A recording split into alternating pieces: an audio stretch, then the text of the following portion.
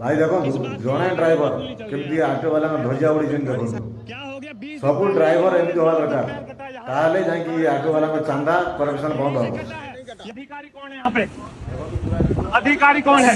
सारे driver video बनाओ, तरीके से बात करो।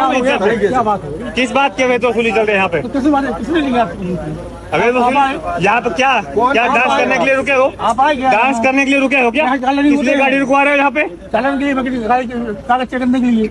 ऑनलाइन चेक करो। गवर्नमेंट ऑफ इंडिया ने अलाउ किया है ऑनलाइन चेक करने को, तो फिर आप लोग किस तरह से रुकवा सकते हो गाड़ी को?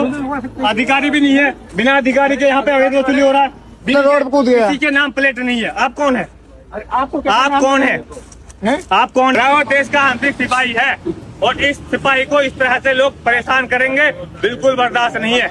सब ड्राइवर इनको अपना घर का खर्चा चलाना है। देखो भाग गया, देखो ये इतनी ही औकात है। सैल्यूट भाई, ड्राइवर भाई सैल्यूट।